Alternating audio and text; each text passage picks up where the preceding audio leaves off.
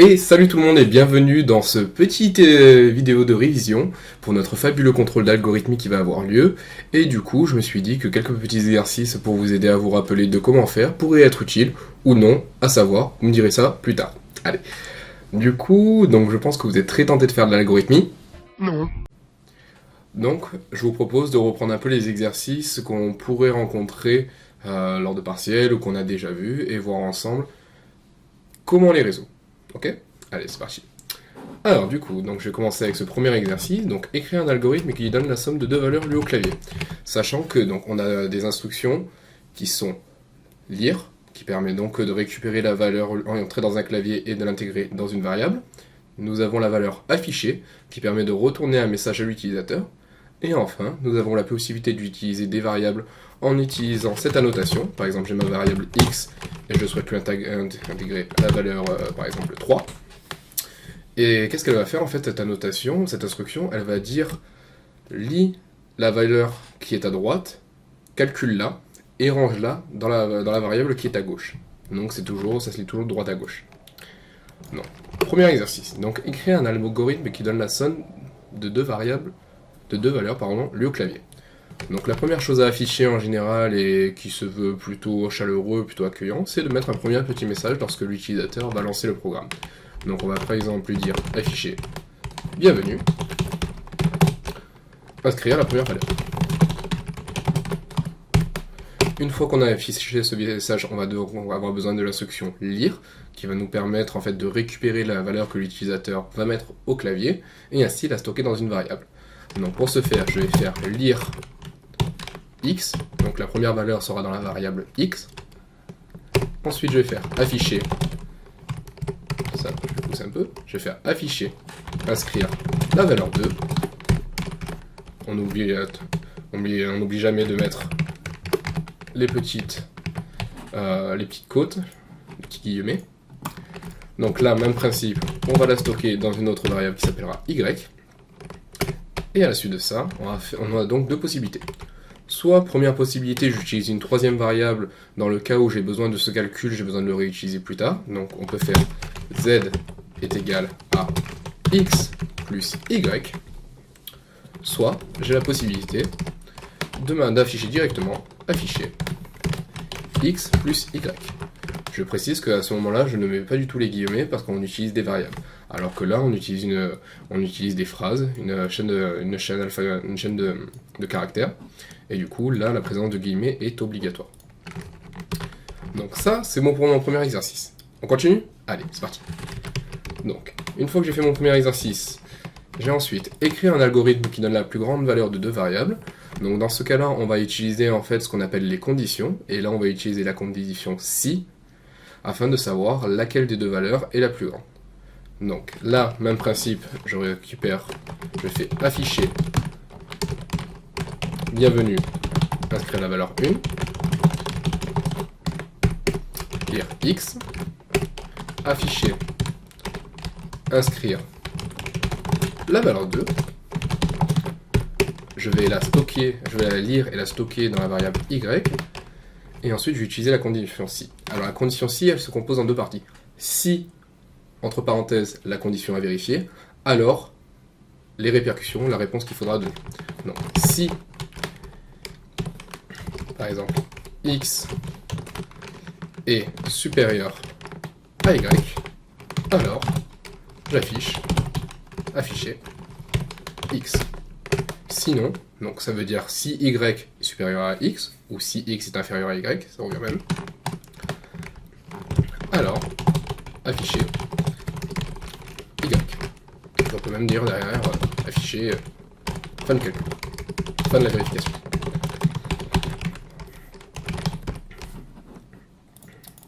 Sinon, petite erreur, donc on ne dit pas si alors, on mettra si alors, sinon, afficher y. Donc là, j'ai bien trois parties. Donc j'ai ma première instruction qui est donc d'afficher les messages que je veux renvoyer à mon utilisateur. J'ai ensuite la partie lire qui va permettre de stocker la valeur donnée dans une variable. Et j'utilise ma condition si, dans laquelle je mets ma condition à vérifier, qui est le fait que la variable x soit supérieure à la variable y. Dans ce cas, si c'est le cas est validé, la condition est vérifiée, j'affiche la valeur de x. Sinon, j'affiche la valeur de y. Ok? Donc ça, c'était pour un début de condition. Nouvel exercice. Donc ça, je l'enlève. Exercice 3. On donne pour la variable x la valeur 3 et pour y la valeur de 10. Écrire un algorithme qui permette les deux valeurs de ces deux variables. Donc quand on donne la valeur x, par exemple quand on donne la valeur 3 à x, en fait ça va s'écrire de la manière suivante. On va avoir la variable x à gauche, une flèche, et la valeur qui est à droite. Donc ça veut dire qu'à ce niveau-là, ma valeur qui est de 3 va être affectée, ce qu'on dit affectée, ou mémorisée dans la variable x. Et ça revient du coup pour y, ça sera de la manière suivante. Donc, concrètement, ensuite, je vais faire, en fait, il y a deux possibilités. Le cas général, c'est d'utiliser ce qu'on appelle une troisième variable, donc on va utiliser une troisième variable afin de faire ce qu'on appelle une permutation circulaire. C'est un peu le jeu des assiettes, c'est-à-dire que l'assiette du bas, elle va aller tout en haut, l'assiette du milieu va aller par-dessus, et ainsi, etc. Donc, dans ce cas-là, je vais utiliser la variable z. Cette variable z, elle va prendre la valeur de y, donc sous-entendu à ce moment-là 10. La valeur de x va prendre la valeur de... Non, pardon. La valeur de y va prendre la valeur de x, donc elle prendra la valeur de 3. Et enfin, la valeur de x prendra la valeur de z. Donc précédemment, et toujours le cas, 10. Ainsi, on a donc nos deux valeurs qui sont permutées. On a donc maintenant x qui vaut 10 et y qui vaut 3. Ok? Allez, prochain exercice. Donc, écrire un algorithme qui affiche à l'écran si un nombre lu au clavier est positif. Alors pareil, dans ce cas-là, on va réutiliser les conditions. Donc toujours avec un petit message affiché, bienvenue, entrez la valeur à vérifier. Donc, une fois qu'on a affiché ce petit message, on va donc lire la valeur qui va être inscrite au clavier. Donc on va faire lire x. Et une fois qu'on a stocké la valeur retournée par l'utilisateur, donc une fois que l'utilisateur aura tapé sur le clavier la valeur souhaitée et qu'on l'aura affectée à x, que x aura mémorisé cette valeur, on va vérifier si celle-ci est positive ou non. Donc, si x est supérieur à 0, donc on estime qu'une valeur positive c'est juste une valeur qui est supérieure à 0 et strictement supérieure. Si elle était égale, ça serait qu'elle serait nulle. Donc si x est supérieur à 0, alors afficher valeur positive. Et on peut même afficher derrière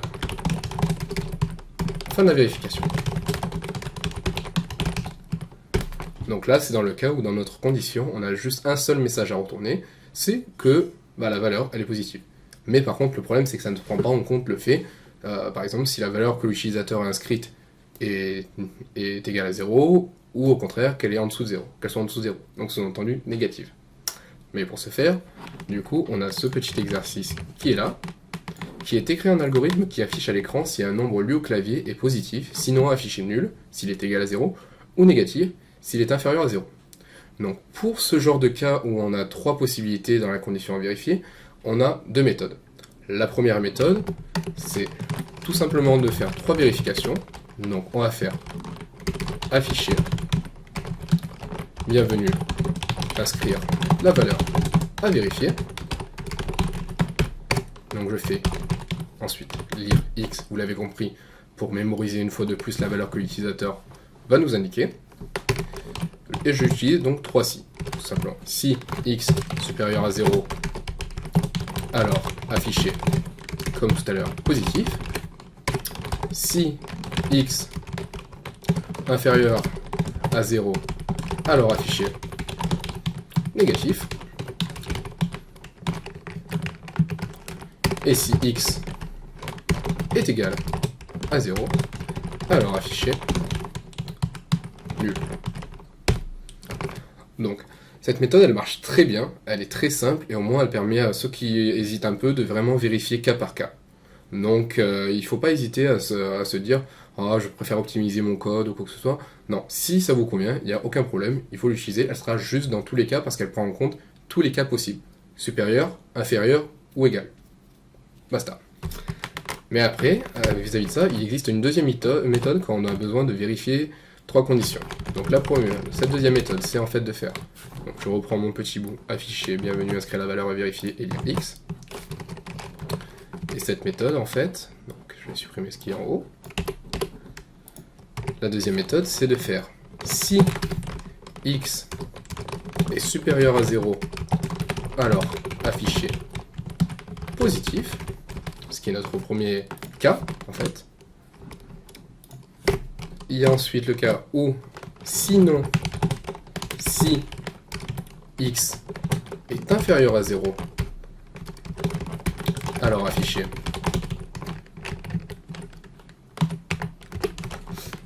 négatif.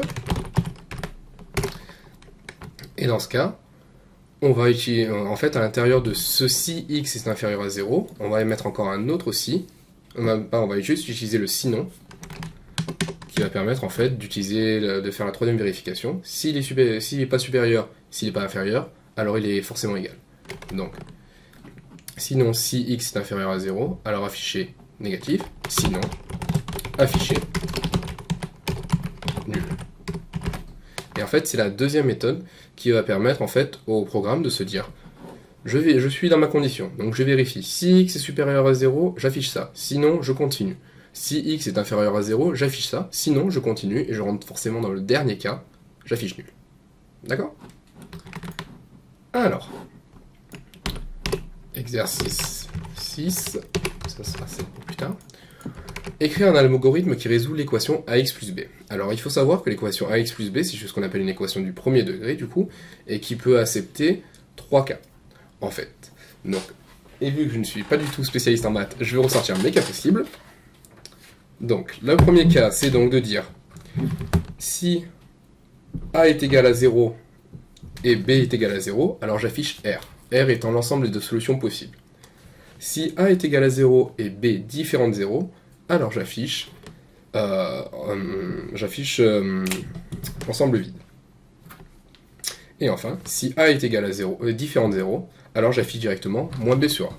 Donc là, c'est systématique, quoi. C'est les 3 solutions possibles.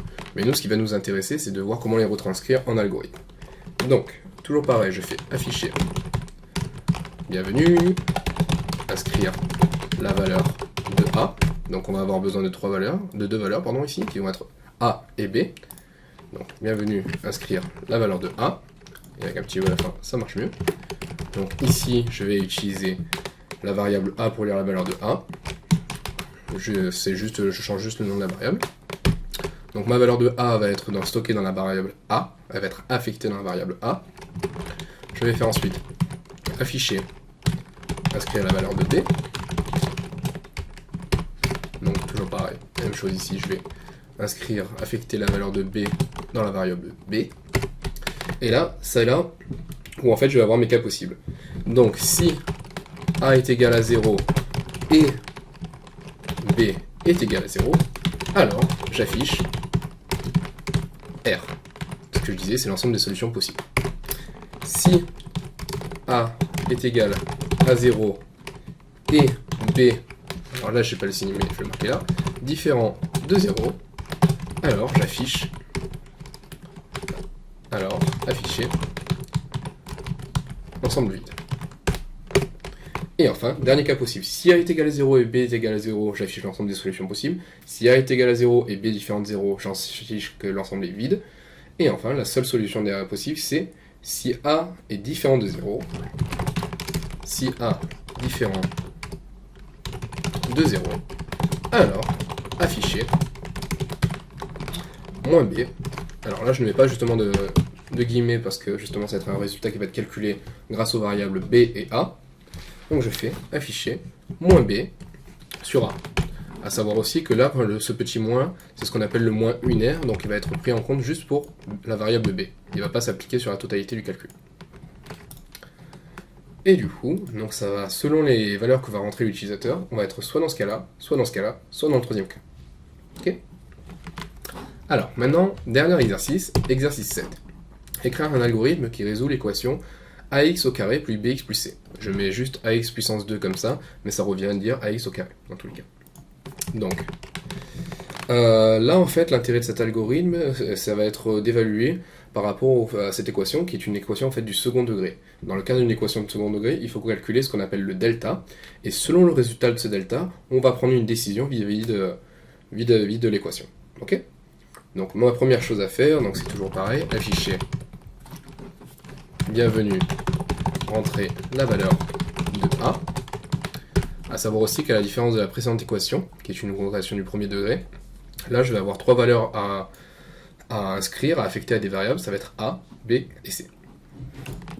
Donc là je fais afficher bienvenue la rentrée la valeur de A, je vais lire A, je vais faire pareil pour les deux autres, afficher rentrer la valeur de B, lire B, et enfin je fais afficher rentrer, et il me semble que c'est rentrer, c'est écrit directement comme ça.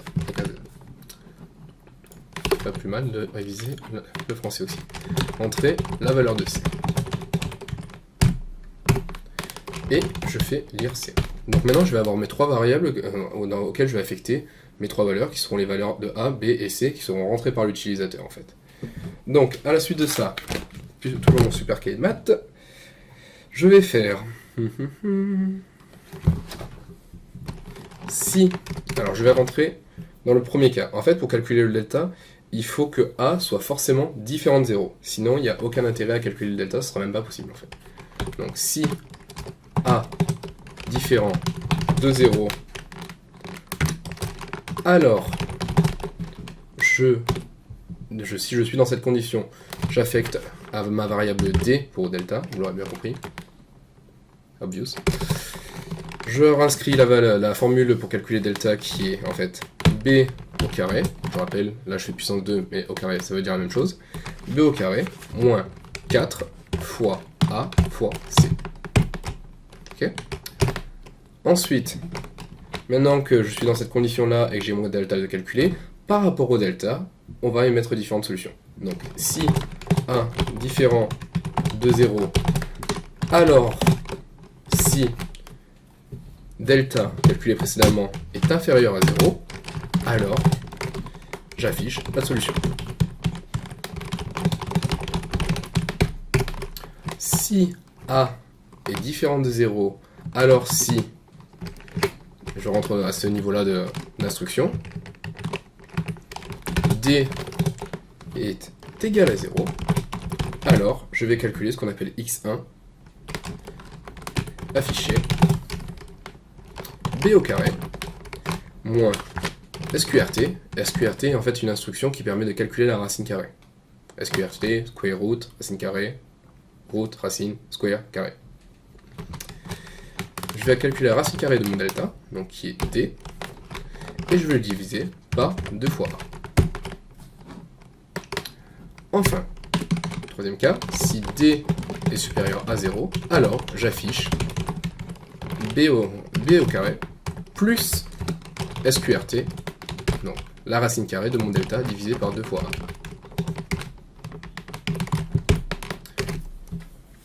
Et là, je rentre dans l'autre cas possible. Si A n'est pas différent de 0, donc sous-entendu il est égal à 0, donc si A est égal à 0, alors je vais avoir besoin de maintenant vérifier mon B. Donc alors si B est égal à 0, je vais ensuite avoir besoin de vérifier mon C. Alors si